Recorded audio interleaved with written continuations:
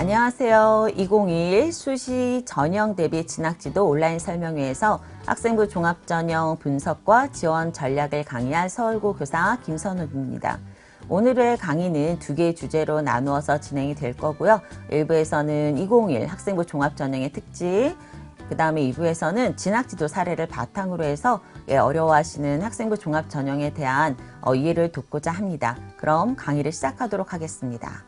첫 번째 주제는 2021 학생부 종합전형의 특징과 지원 전략입니다. 2021 학생부 종합전형의 특징 첫 번째는 서울 소재 대학의 전형 유형 중 선발 비율이 가장 높은 전형이라는 것입니다. 2021 대입에서는 전국 단위로 보자면 86,083명, 24.8%를 학생부 종합전형으로 선발합니다. 그렇기 때문에 전국 단위로 보면 가장 높은 선발 비율을 보이는 전형은 아닙니다. 하지만 서울 소재 대학을 기준으로 놓고 보면 학생부 종합전형에서 37.3%, 정시 수능 위주로 33.2%, 학생부 교과 전형의 13.8%, 논술 전형으로 9.8%를 선발합니다. 그렇기 때문에 서울 소재 대학을 진학하기 위해서는 가장 높은 선발 비율인 학생부 종합전형에 대한 준비가 필요하다라는 설명을 드릴 수 있습니다. 두 번째 특징은 2019, 2020 경쟁률의 변화가 크지 않았다입니다. 전형 방법이나 선발 인원의 변화가 거의 없었던 전형이라면 2019에 비해서 2020의 경쟁률이 크게 떨어지거나 높아지는 일은 없었습니다. 지금 자료로 보이는 건국대, 경희대, 고려대, 서울시립대, 이화여대, 중앙대, 한국외대, 한양대, 홍익대 모두 전년도와 크게 변화점이 없는 대학들이었고요. 그래서 경쟁률에도 크게 차이가 없었습니다. 하지만 2020 전형 방법과 모집 인원의 변화가 있었던 대학의 경쟁률을 확인해야 되는 것이 세 번째 특징입니다. 왜냐하면 서강대 같은 경우에는 2019에는 학업형의 수능 최저 기준이 적용되었었습니다. 수능 최저 기준이 적용될 경우에는 수능 최저에 대한 부담감 때문에 사실 충족하지 못할 것 같은 학생들이 지원을 못하는 경향도 있지만 본인의 교과나 비교과가 조금 약하다. 즉 서류가 자기가 조금 약하지만 수능 최저 기준이라고 하는 것, 즉 수능이라고 하는 자신감으로 도전해 볼 만하다라고 하는 학생들이 좀 적극적으로 지원했던 전형이 있고요. 그런데 2020에는 학업형에서 수능 최저 기준이 폐지가 되면서 오히려 모집 인원은 비슷한데 경쟁률은 거의 7대1 정도 떨어져 있는 것을 볼 수 있습니다. 자, 그리고 이 부분에서 이제 저희가 좀 기억을 해야 되는 부분들이 뭐냐면 종합형과 학업형에 선발하는 어떤 평가 요소가 차이가 있는 것은 아닙니다. 다만 수능 이전 이후에 자기소개서와 추천서를 제출했느냐 아니냐의 차이를 가지고서 저희가 종합형과 학업형으로 구분했었고요. 올해 같은 경우에는 서강대가 종합형은 1차, 학업형은 2차라고 해서 수능 이전 이후에 자기소개서를 제출하는 시기를 가지고서 전형명이 다시 단순화되어 있습니다.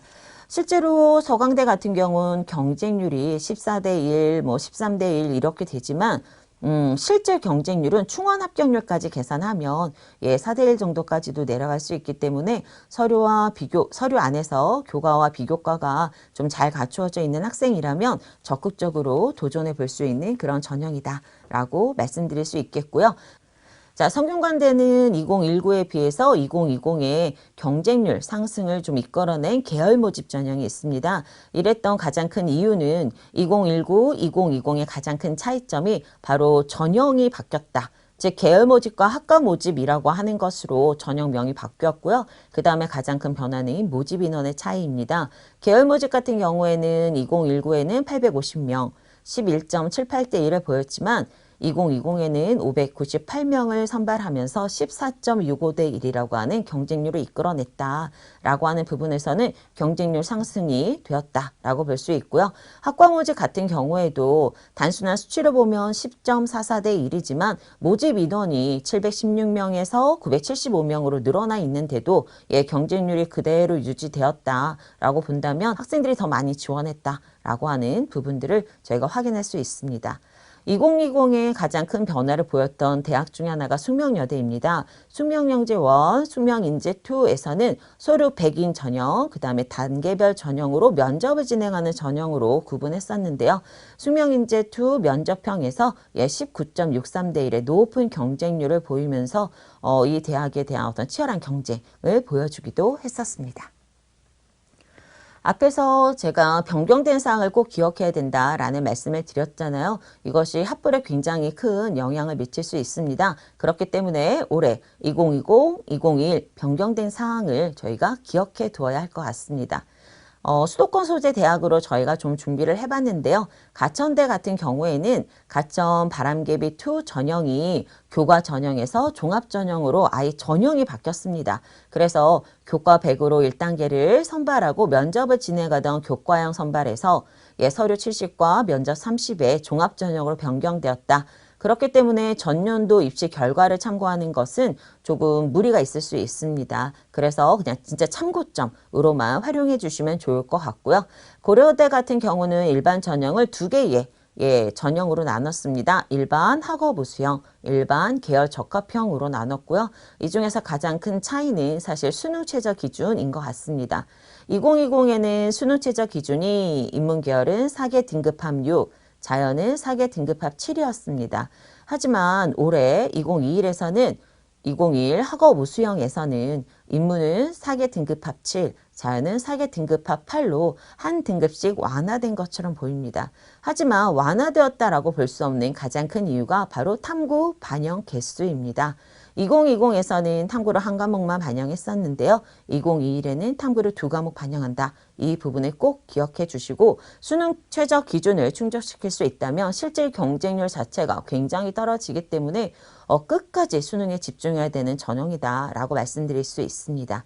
계열적합형은 올해 신설이 되었고요. 1단계에서 서류 100으로 5배수, 2단계에서는 면접이 40% 반영됩니다. 올해 고려대 같은 경우는 면접을 비대면으로 하겠다라고 이미 공지를 하였습니다.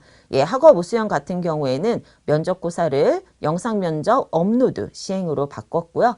계열 적합형 경우에는 현장에서 녹화를 해서 영상 면접을 진행하는 것으로 바뀌었기 때문에 이 부분들에 대한 내용도 확인해 주시기 바랍니다.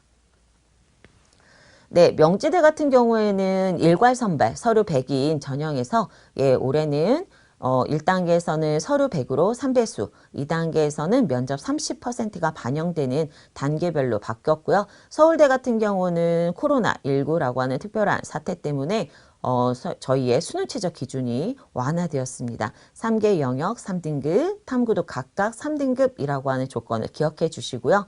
성신여대 같은 경우는 2020에서는 학교생활 우수자가 단계별 전형에서 면접이 반영되었습니다. 하지만 올해부터는 서류 100, 일괄 선발이라고 하는 것을 기억해 주시고 전년도 입시 결과를 확인하시고 참고하시는 부분 안에서 이 변경된 점들을 좀 기억해 주시기 바랍니다. 연세대 같은 경우는 이제 올해 면접형에서 학교장 추천으로 3%의 인원이 추천이 이제 들어가고 서류 기반 면접으로 바뀌게 됩니다. 올해 코로나19 때문에 3학년에 해당하는 수상 경력, 창의적 체험활동, 봉사활동 실적은 미반영하겠다라고 공지했습니다. 이화여대 같은 경우는 수능 최저 기준이 완화된 것이 맞습니다. 미래인재의 경우 인문에서는 3개 등급합 5, 자연에서는 3개 등급합 6이었는데요. 2021에서는 인문 3개 등급합 6, 자연 3개 등급합 6으로 탐구도 한 과목만 반영하면서 전체적으로 수능 최저 기준이 완화되어 있는 것을 보실 수 있습니다. 한국산업기술대학교는 면접의 비중이 축소되었다. 그 다음에 한국외대는 숙명여대처럼 학생부 종합전형 안에서 서류 100% 선발하는 서류형이 신설되었습니다. 이 부분을 좀 유의 깊게 봐주시면 좋을 것 같고요. 한성대 같은 경우는 교과 40에 서류 60에 일괄 선발이었는데 교과 20, 서류 80으로 교과의 어떤 성적 반영 비율이 많이 축소된 부분들을 저희가 확인할 수 있습니다. 그러면 저희가 학생부 종합전형, 이 전형 방법에 따른 지원 전략을 봐야 되는데요. 가장 첫 번째는 전형 방법이 서류 100인 대학인 경우 수능 최저학력 기준 적용을 확인해야 합니다. 저희가 서류 100인 대학들이 수도권 소재 대학으로 강남대부터 한양대 에리카까지 있는데 이 대학들은 수능 최저 학력 기준이 적용되지 않습니다. 하지만 이화여대 미래인재 전형이나 홍익대 학교생활 우수자 전형 같은 경우에는 수능 최저 학력 기준이 적용이 됩니다. 이 부분이 굉장히 중요한 포인트가 될 수 있기 때문에 수능 최저의 그 유무를 좀 확인해 주시고요. 앞에서 말씀드린 것처럼 성신여대는 서류 100인 전형이 되면서 면접이 폐지되었고 한국외대는 서류형이 신설되었습니다. 그리고 서강대 학생부 종합2는 수능 이후에 자기소개서를 제출한다라고 하는 부분들을 기억해 주시면 좋겠습니다. 그러면 저희가 수능 최저학력 기준이 왜 종합전형에서도 중요하냐라고 할 때 저희가 이 합격선의 차이를 좀 참고해 봤으면 좋겠습니다. 지금 보여드리는 자료는 예, 저희 그 센진학이라고 하는 저희 그 연구정보원에서 서울시교육청 연구정보원에서 만든 프로그램 안에 보면 서울에서 진학한 학생들의 결과들이 담겨져 있는데요. 물론 이 대학에 붙은 모든 아이들이 있는 것은 아닙니다. 하지만 이제 서울 아이들이 어떤 지원을 했고 어떤 결과를 냈는지인데 저는 사실 이 인문계열은 차이가 좀 나기 때문에 이 부분들을 좀 참고점으로 보실 수 있을 것 같습니다. 건국대, 동국대, 홍익대 보시면 타대학 지원 경향에서 같이 중복이 되는 대학들입니다. 건국대도 동국대, 건국대, 홍익대는 건국대, 동국대 모두 같이 타대와 지원에서 좀 같이 중복되는 대학들인데요.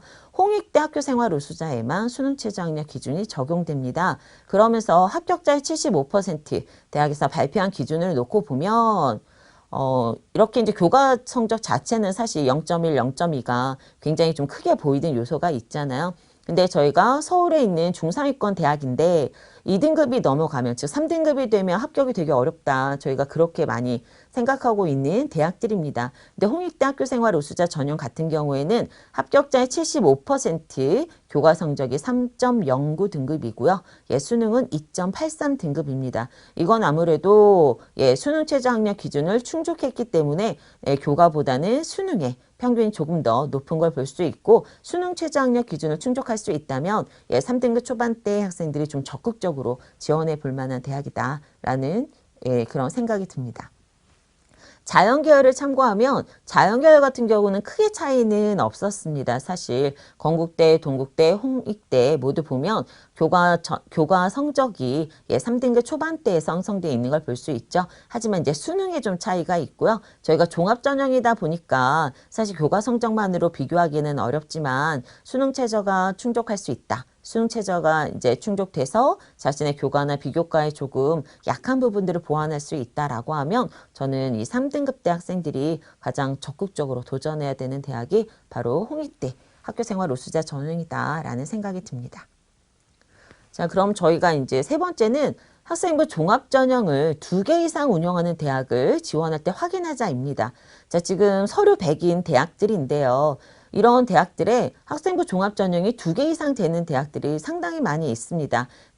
그 중에 예, 가장 대표적인 대학이 이제 중앙대다라고 저희가 이제 좀 생각을 해서 자료를 좀 뽑아봤는데요. 중앙대는 다빈치형 인재 전형과 탐구형 인재 전형이 있고 모두 서류 100으로 선발을 합니다.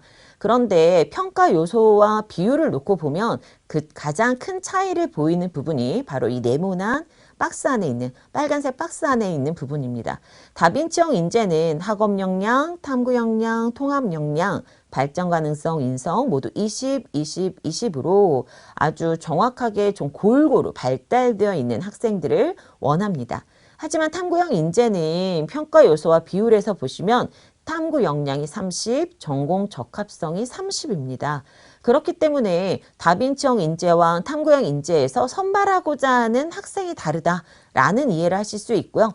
다빈치형은 학교 생활에 충실하면서 골고루 발달되어 있는 학생들이라면 탐구형 인재는 전공 적합성, 계열 적합성이 뛰어나면서 탐구 역량, 즉 학업 태도와 학업 의지, 탐구 활동 및 탐구 능력이 좀 더 강한 학생들을 선발하는 것입니다. 이것은 저희가 결과로도 확인할 수 있는데요. 중앙대 다빈치형 인재 전형, 그러니까 몇 개 학과만 제가 가지고 와봤는데 대표적으로부터 이제 심리학과가 사실 경쟁률이 굉장히 셉니다. 예, 다빈치형 인재 전형 안에서는 26.2대 1이었고요. 충원율은 170%, 합격자의 내신 보통 1.7등급 정도 되었습니다.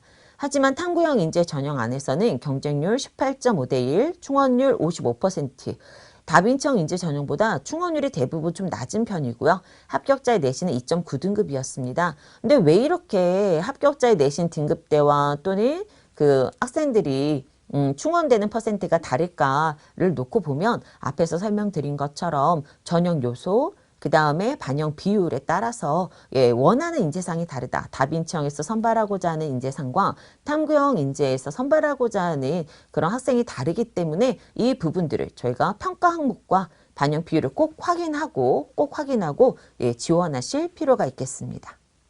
예, 두 번째 전형은 서류 플러스 면접 또는 서류 플러스 교과 인 일괄 합산 전형입니다. 서류와 면접으로 선발하는 가장 대표적인 대학이 서울대 지역균형이고요. 수능 최저학력 기준이 있습니다. 그 다음에 올해 가천대 가천바람개비2 전형이 종합전형으로 변경되면서 서류와 면접 전형으로 들어왔고요.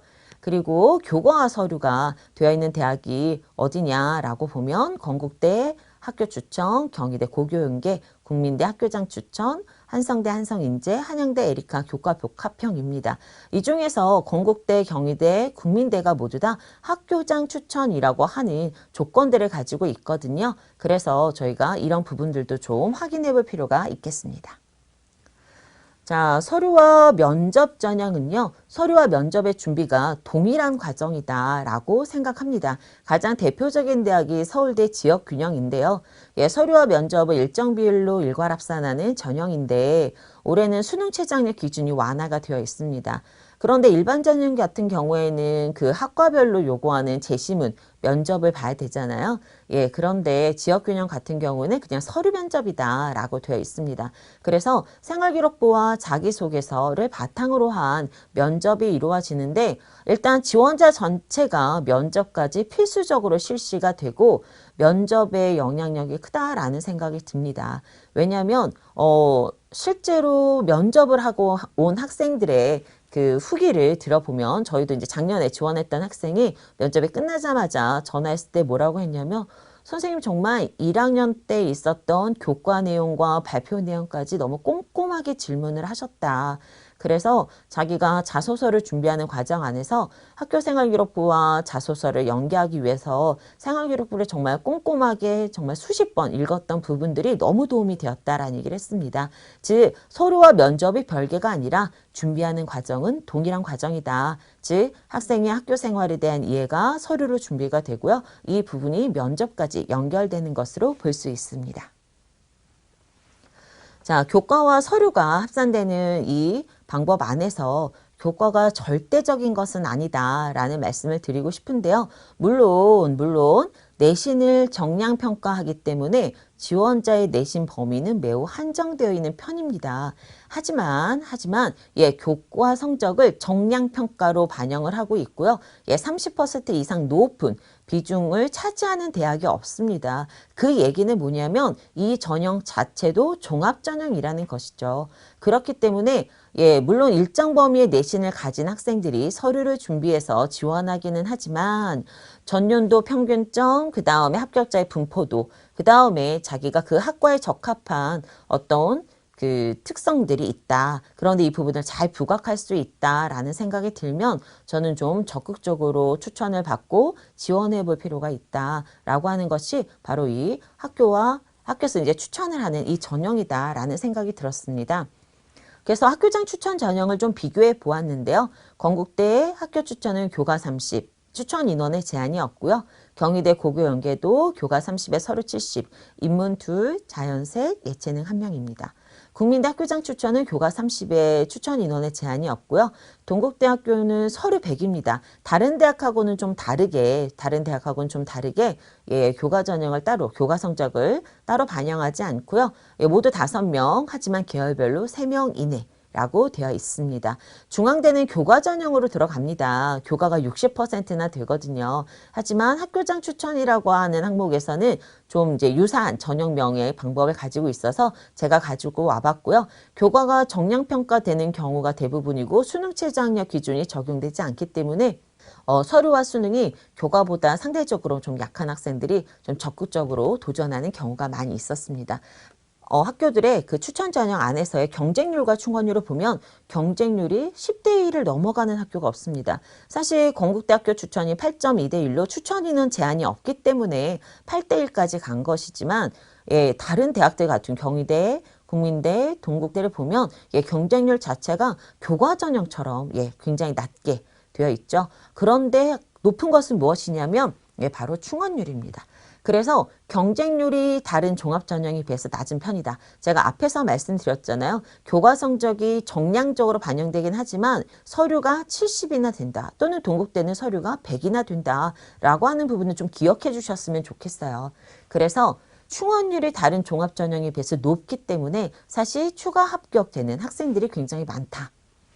그래서 합격자 성적을 확인해 보면 평균은 다른 종합전형에 비해서 높은 편이지만 70% 정도의 합격선을 비교해 보면 교과 성적이 절대적인 것이 아니다. 이 전형도 종합전형이구나 라고 하는 부분들을 저희가 확인할 수 있었습니다.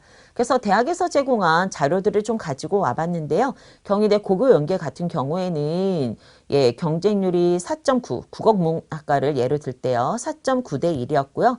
충원율은 181.8%였고 합격자의 내신 평균은 1.6등급이었습니다. 하지만 교과 등급 분포도를 보시면 아시겠지만 1등급에서 2등급이 빼곡하게 동그라미 까만색이 합격자이고 빨간색이 불합격자인데요. 2등급 지금 초반 때까지도 합격생이 나와 있는 걸 볼 수 있거든요. 충원율이 높다 보니까 이 학교장 추천 전형 같은 경우에는 평균 등급보다 그 분포를 보시고 좀 참고해 주시는 부분들이 지원할 때 참고해 주시는 부분들이 있어야 될 것 같고요.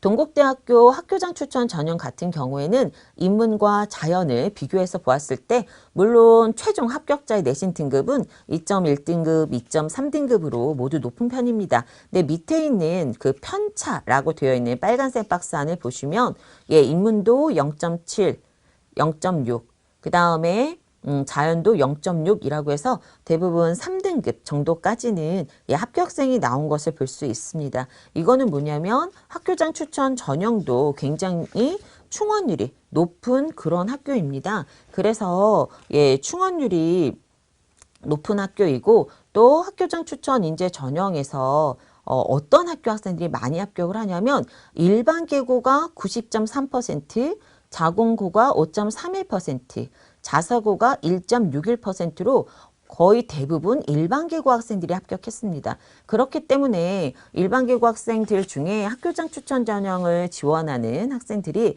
사실 여기가 맨 위이기보다는 동국대 학교장 추천이 맨 위이기보다는 좀 적정 라인 지원을 하고 좀 소신 지원을 상위 학교를 할 수 있거든요. 그러다 보니까 이렇게 내신 성적이 좋은 학생들 같은 경우 학교장 추천 전형 같은 경우에는 충원되는 인원이 굉장히 많다. 이 부분을 저희가 좀 적극적으로 활용할 필요가 있겠다라는 생각이 좀 듭니다. 이 부분들을 좀 확인해 주실 필요가 있을 것 같습니다.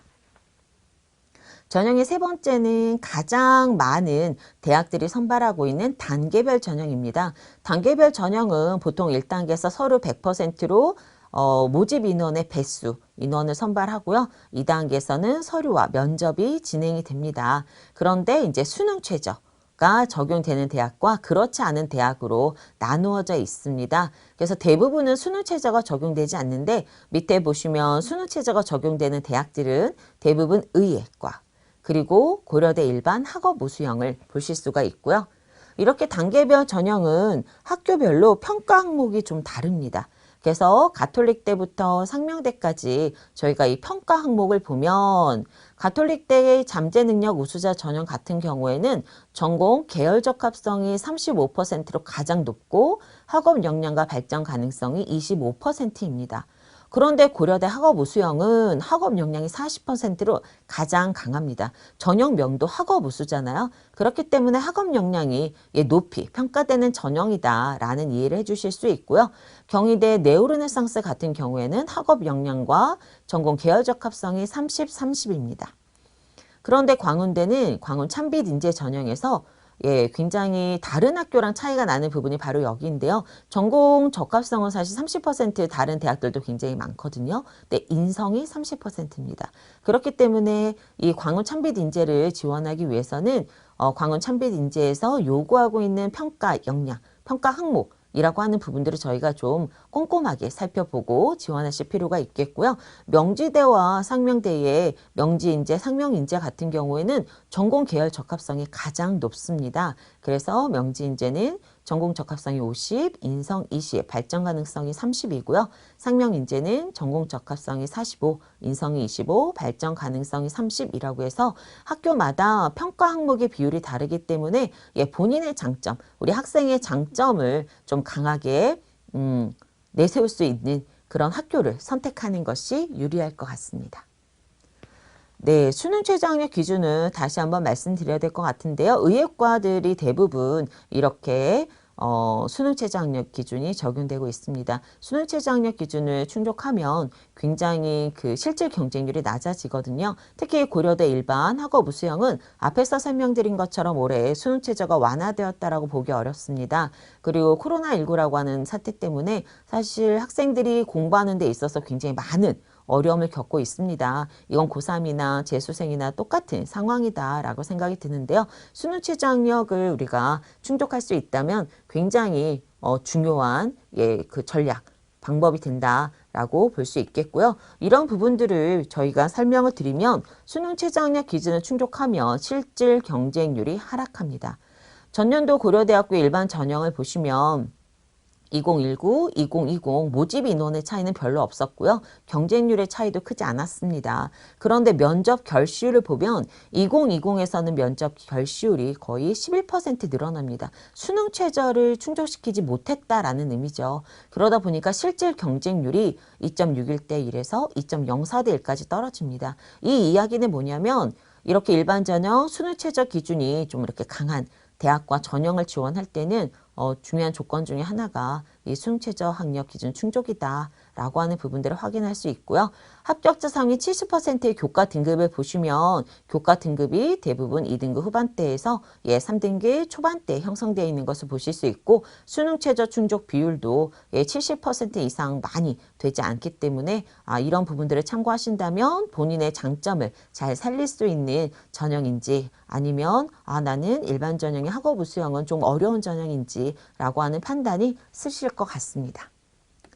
자, 저희가 세 번째 대학별 입시 결과 자료를 분석해야 되는데요. 그냥 대학에서 제공해 주는 자료를 있는 그대로 받아들일 것이 아니라 우리가 처해 있는 그러니까 학생, 학부모님, 그 다음에 저희 교사 모두 다 자기 학교의 어떤 그 상황들 속에서 좀 분석하실 필요가 있을 것 같습니다. 그래서 이제 아까 앞에서 보여드린 것처럼 경희대 고교연계의 국어국문과를 보여드렸었는데 지금 네오르네상스 전형을 보면 고교 연계에서는 합격자 평균 등급이 1.6등급이었고 최종 합격자가 2등급 초반대에 있었습니다. 그런데 지금은 합격자의 평균 등급이 2.7등급이고 5등급 초반대까지 합격생이 나오고 있습니다. 그럼 여기서 의문점을 저희가 가질 수밖에 없겠죠. 아니 저 4등급대, 5등급대에서 붙는 학생들은 누구인가? 라고 하는 거죠. 저는 학생들이 있는 학교에 따라서 좀 차이가 있다는 생각이 듭니다. 일반 계고는 앞에 있는 그룹, 그러니까 이제 그룹별로 모여있는 지점이 좀 다른데요. 그 2등급을 중심으로 해서 2등급 때까지 3등급을 넘어가지 않는 선에서 합격하는 학생들이 저는 대부분의 일반 계고 학생이라는 생각이 들고요. 4등급에서 5등급 때는 자사고나 좀 이렇게 저희가 이렇게 성적으로 선발하는 그런 학교들이지 않을까라는 생각이 듭니다. 그래서 일반 계고를 4등급, 5등급 대에서 지원할 수 있다. 단순히 이 대학에서 제공한 결과만을 가지고 이야기하기는 어렵고요. 우리 학교를 기준으로 본다면 일반 계고는 2등급에서 3등급 정도까지가 적정하다라는 생각이 듭니다. 네, 동국대학교에서 제공한 자료를 보면 앞에 있었던 학교장 추천 인재 전형과 내신 성적에 있어서 차이를 보입니다. 인문계열 같은 경우는 2020에서는 평균 2.8, 그런데 편차가 1.1까지 되고요. 자연계열도 2.72 최종 합격자 평균 등급이고 편차가 0.7등급입니다. 이 이야기는 거의 인문계열은 4등급 때까지, 그 다음에 자연계열은 3등급 후반대까지 합격생이 나왔다는 얘기거든요. 저 앞에서 기억을 좀 더듬어 보시면 제가 학교장 추천 인재 전형에서는 90%가 일반 계고 학생이다 라는 설명을 드렸었습니다. 그런데 두드림 전형에서는 일반 계고가 78.1%, 자공고가 6.0%, 자서고가 5.6%, 특목고가 10.1%였습니다. 즉 이 이야기는 편차에서 저렇게 4등급 대 3등급 후반대까지 되는 학생들이 보통의 일반 계고 학생들은 아니다. 그렇기 때문에 평균은 학교장 추천 인재 전형보다 내려가 있지만 요 지원하고 합격한 학생들에게는 보면 일반 계고가 압도적으로 많긴 합니다. 78%로. 하지만 학교장 추천 인재 전형보다는 일반 계고의 인력풀은 줄어들고 자사고와 특목고가 늘어났다라고 하는 부분들을 기억해 주셔야 될 것 같습니다.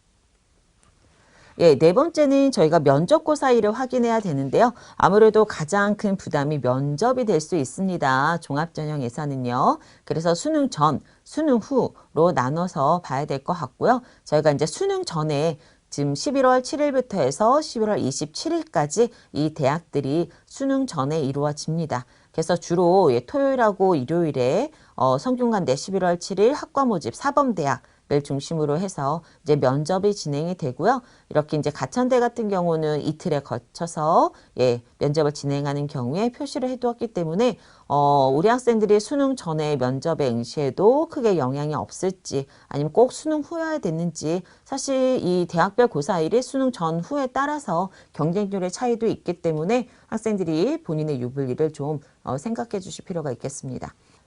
수능 후에 면접이 실시되는 대학들은 12월 5일 가천대, 아주대, 인하대, 을지대를 중심으로 해서 면접이 시작이 됩니다. 12월 11일 금요일에는 서울대 일반전형 면접이 있고요. 12월 12일 토요일에는 건국대, 경기대, 국민대, 단국대, 서울과기대, 그 다음에 서울시립대, 숙명여대, 숭실대 등 많은 대학들이 이 면접을 실시하게 됩니다.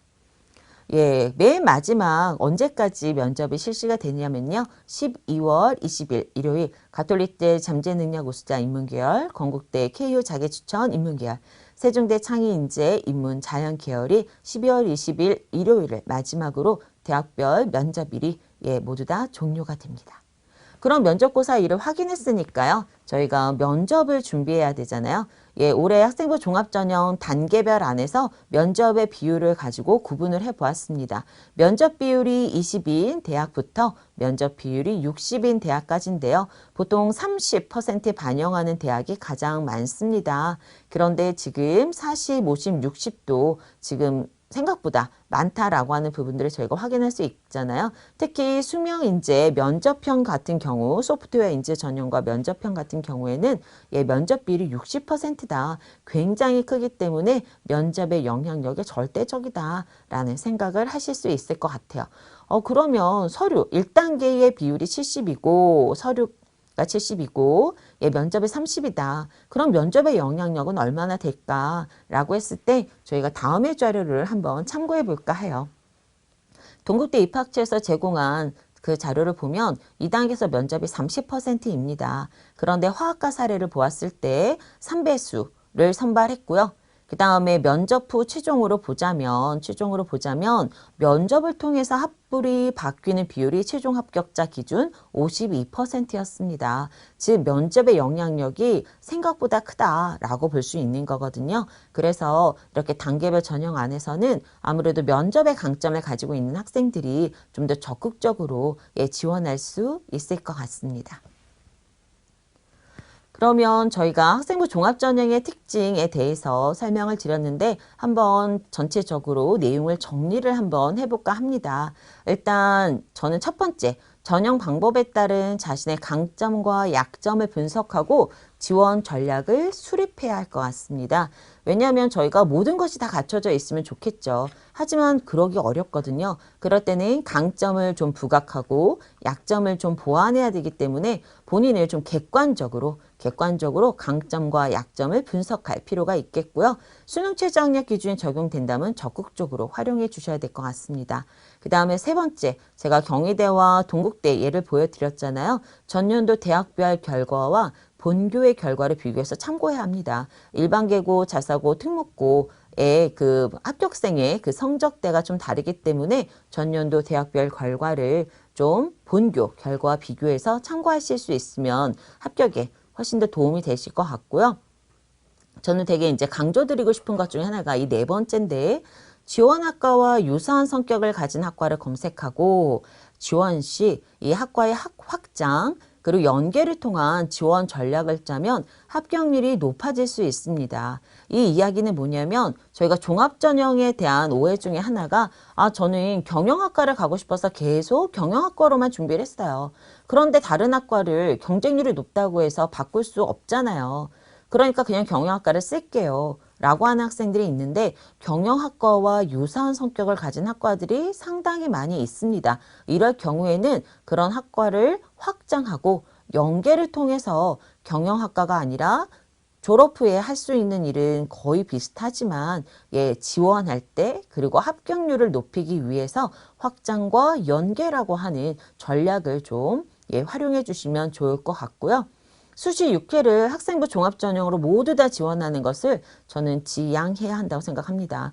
수능 성적으로 정시 지원에 불리함이 있다. 그러면 반드시 수시에 합격해야 되잖아요. 그럼 2회는 교과, 4회는 종합, 아니 뭐 1회는 교과, 5회는 종합처럼 조금 더 합격의 가능성을 높일 수 있는 좀 그런 안전한 전략이 좀 필요하고요.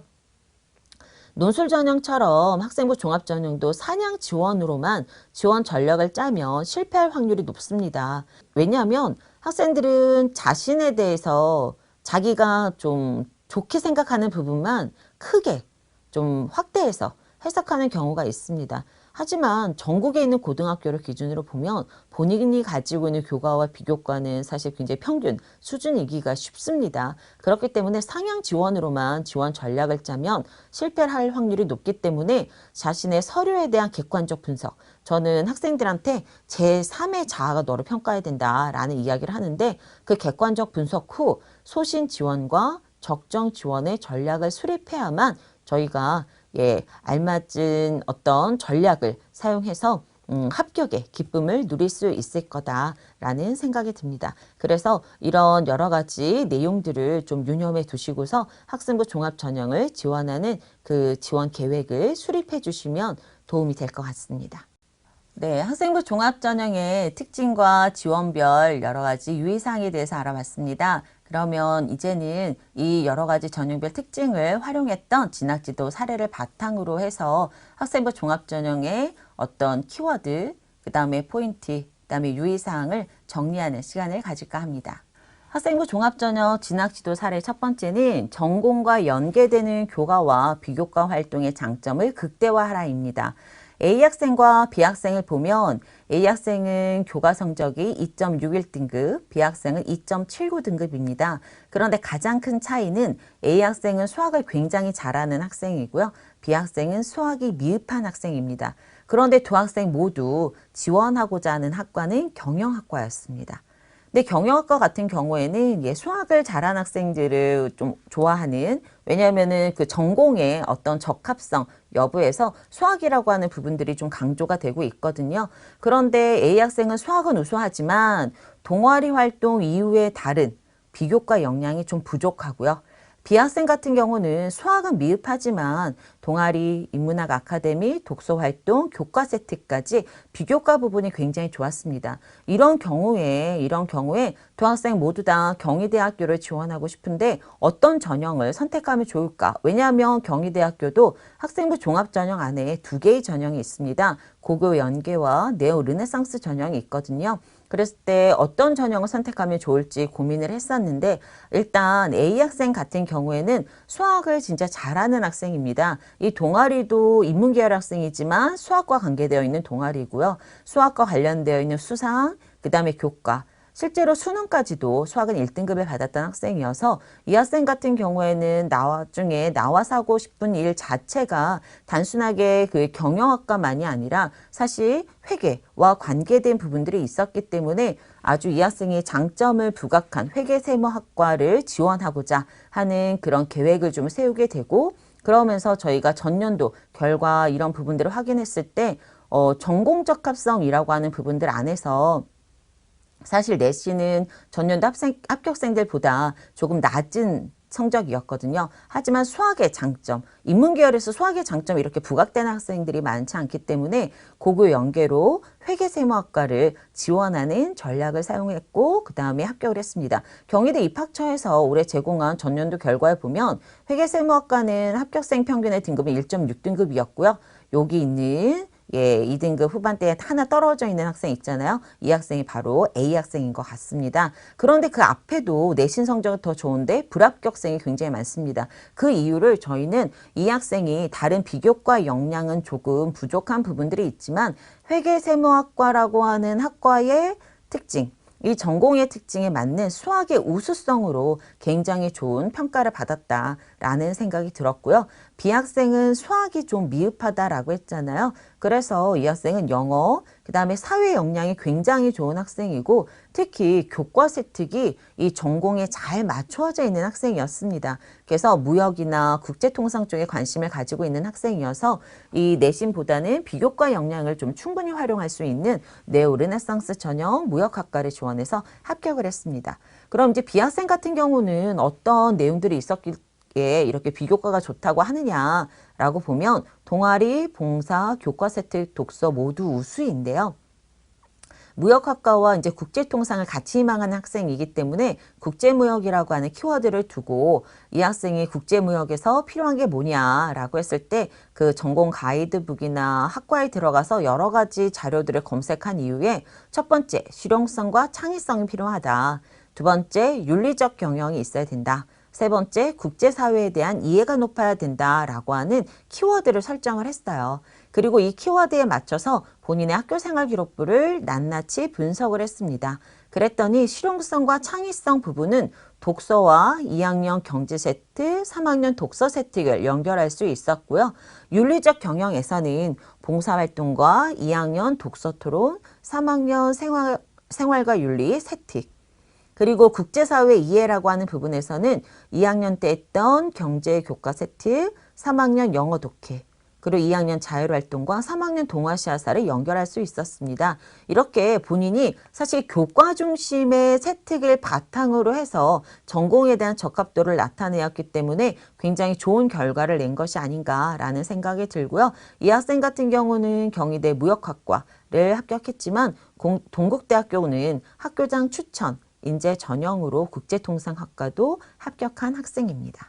그래서 저희가 이제 자신의 장점을 좀 극대화하면, 자신의 장점을 극대화하면 이렇게 같은 대학이지만 전형도 좀 다르게 선택할 수 있다라고 하는 부분을 생각할 수 있을 것 같습니다.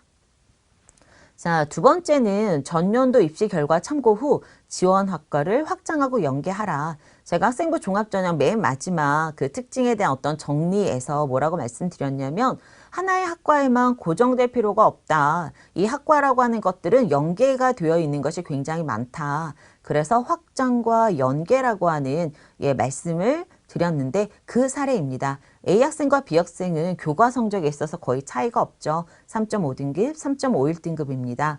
그런데 A학생은 동아리, 독서, 교과 세트, 행동특성 및 종합의견에서 굉장히 이 학생의 역량이 잘 드러나는 내용들이고요. B학생은 동아리 활동만 있습니다. 두 학생 모두 다 경영학과에 가고 싶은 학생이었어요. 그런데 B학생은 끝까지 자신은 경영학과로만 6개 대학을 모두 다 썼고요. A학생 같은 경우는 그 상향으로 지원하는 대학들 같은 경우는 경영학과를 3개 학교를 썼고 사실은 3개 학교는 불합격했습니다. 그런데 이렇게 학과를 확장하고 연계한 학교들에서는 합격했어요. 그 대표적인 학교가 바로 숭실대학교 SSU 미래인재 벤처 중소기업학과입니다. 저희가 이 벤처중소기업학과를 이제 이 학생이 선택할 때 참고했던 자료가 뭐냐면 전년도 이제 결과입니다. 숭실대 이제 입학처에서 제공한 이 미래인재 전형의 교과 평균과 경쟁률 충원률을 확인해야 되는데요. 사실 작년 이제 이게 2020 결과입니다. 벤처중소기업학과는 지원자의 교과가 3.53, 경영학부는 3.03, 즉 벤처가 좀 더 낮죠. 그 다음에 최종 합격자의 평균을 보면 주요 교과가 경영학부는 2.61, 벤처 중소기업학과는 3.15였습니다. 예, 아무래도 한 5등급, 0.5등급 정도 예, 최종 합격자의 주요 교과 성적 차이가 나는데요. 이것은 경쟁률과 충원률에서도 차이가 난다. 그러니까 충원률 자체는 경영학부가 인원이 더 많으니까 높습니다. 50%, 벤처 중소기업학과는 25%였어요. 하지만 경쟁률도 다릅니다. 경쟁률도. 그리고 지원하는 학생들의 그 내신 성적이나 비교과 내용도 조금 다르다라는 생각이 들거든요. 그래서 A 학생 같은 경우는 본인이 학교에서 했었던 동아리 활동 안에서 이 벤처중소기업과 연결되어 있는 어떤 창의적인 아이디어를 활용했던 면모를 좀 부각해서 자기소개서를 쓰고 면접을 준비했었습니다. 그랬더니 이제 합격의 기쁨을 누리게 되는 거죠. 가장 이 학생한테 인상적이었던 건 사실 면접 준비를 하면서 80개가 넘는 면접 문항을 준비한 것이었습니다. 아이들이 면접을 준비하면서 자기 생활기록부나 자소서에 색깔 있는 펜으로 좀 필기를 해오거나 메모를 해오는 경우는 많이 봤는데 노트북에 80개가 넘는 문제를 만들어서 거기에 일일이 답변을 달고 그것에 피드백을 받는 학생은 저는 많이 보지 못했습니다. 근데 이 학생은 그런 노력이 아주 저는 유효했던 그런 케이스인 것 같고요. 최초 합격자입니다. 지금 최종 합격자의 내신이 3.15잖아요. 근데 저희 학생 3.5등급인데도 최초 합격인데 본인이 가지고 있는 비교과 활동 안에서 벤처 중소기업학과에 맞는 창의적인 아이디어 그리고 그것을 표현해내는 능력 발표 능력이 굉장히 좋은 학생입니다. 그래서 그런 장점을 부각했기 때문에 경영학과로만 지원했던 다른 대학들은 떨어졌는데 숭실대 벤처중소기업학과는 그런 부분에 있어서 살짝 지원학과와 연계 그리고 확장해서 좋은 결과를 냈던 사례여서 어느 학과에만 그러니까 종합전형을 지원하는 학생들이 매번 가지는 질문이거든요. 저는 이 학과로만 준비했으니까 다른 학과는 쓸 수 없는 거 아닌가요? 인데 그렇지 않습니다. 얼마든지 연계가 가능하기 때문에 그 부분을 조금 더 고민해 보시면 좋은 결과를 낼 수 있을 것 같습니다. 자, 세 번째는 수능 최저학력 기준을 적극적으로 활용해서 합격한 경우입니다. 전년도 이제 홍익대학교인데요. 제가 앞에서도 홍익대학교는 수능 최저학력 기준을 굉장히 여러 번 말씀드렸었습니다. 전년도에는 예, 3기합 7이었습니다. 자연계열이. 그런데 올해는 3기합 8로 완화가 됐어요. 그런데 A학생, B학생 모두 3등급 초반대와 3등급 중반대에 비교과는 동아리와 교과 세특밖에 없지만 둘이 동일한 그 학과에 모두 다 합격한 경우입니다. 수능 최저학력 기준을 충족했기 때문에 A학생은 최초합이었고요. B학생은 추가 합격으로 예, 충원되었습니다. 수능 최저학력 기준이 있다면 우리가 3등급 때이지만 동아리와 교과 세특이 사실 전공에 대한 역량을 보여주는 부분 안에서는 굉장히 중요한 비교과 내용이기 때문에 이 부분을 가지고 저희가 좀 잘 활용한다면 수능 최저 충족이라는 그런 무기와 함께 굉장히 좋은 지원 전략이 될 수 있을 것 같습니다. 네, 맨 마지막 네 번째 이제 사례인데요. 특화된 자신만의 역량을 강조하라입니다. 지금 중앙대학교의 소프트웨어 인재 전형을 지원한 학생들인데요. 이번에는 합격 학생과 불합격 학생이 같이 있습니다. 예, 물론 앞에서 저희가 숭실대에서도 A학생은 합격 학생이고 B학생은 불합격 학생이었는데 이 네 번째 경우도 마찬가지입니다. A학생은 교과가 2.65, B학생은 3.03. 그런데 비교과를 보면 A학생은 수학 통계 동아리 그리고 인문 계열이고요.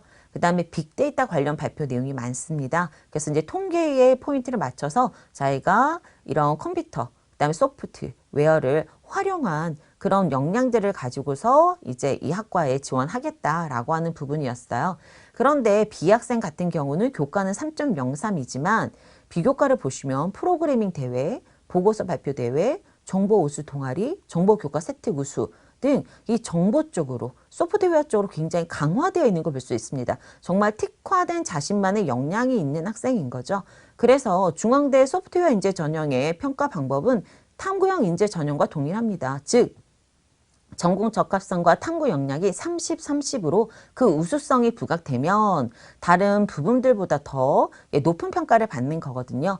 2020 경쟁률은 12.1대 1이었고 충원율은 116%, 합격자 내신 평균 2.8등급이었습니다. 하지만 A 학생은 불합격했고요. B 학생은 합격했습니다. 이거는 단순히 내신만으로 뽑을 수 있는 것이 아니라 정말 자신만의 특화된 역량을 강조해서 합격한 사례이기 때문에 본인에 대한 어떤 분석 그리고 이것에 대해서 좀 유불리를 좀 생각할 필요가 있을 것 같습니다. 제가 앞에 정리하면서 한번 말씀드렸잖아요. 제3의 눈으로 바라봐야 된다. 본인을 객관화해서 우리 학생의 어떤 자료들을 객관화해서 분석하고 적정하다 또는 이거는 상향이다 또는 이건 너무 안정적이다.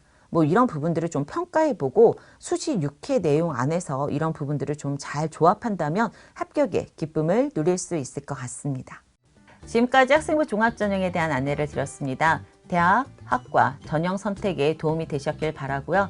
지금 열심히 현장에서 노력하고 있는 고3 학생들 끝까지 집중력 잃지 마시고 노력하신다면 합격의 달콤한 열매를 맛보실 수 있을 겁니다. 끝까지 힘내세요. 감사합니다.